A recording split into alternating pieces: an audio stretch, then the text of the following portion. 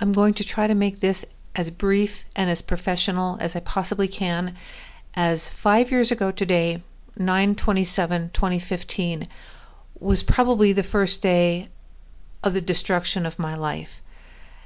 The reason for that is that I had been housed in renowned medical center for a week, taking my first treatment of chemo, and I'll classify it as mistreatment. Here's why. I won't go back over old information, as you probably already know that the whole point of these series, the sequence of events, is to show what happened, how it came about, what the end result was, and what I learned in between all of those things.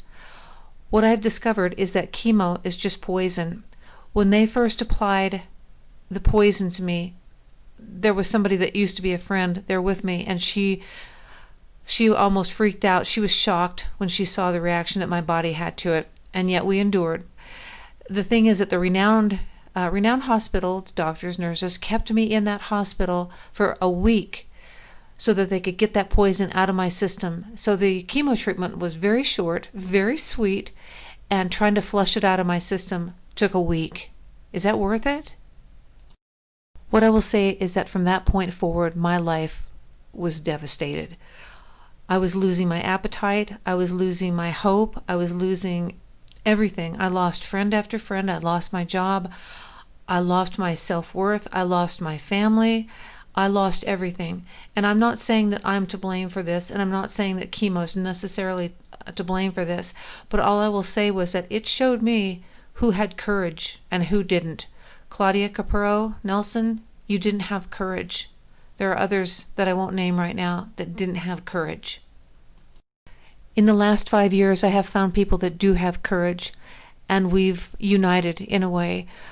It's not that we believe exactly the same thing in the same way, but it's that we know there's such a thing as right and wrong, and we know there's a way to determine what is right and what is wrong. We know there is such a thing as good and evil, and we are to embrace the good and expose the evil.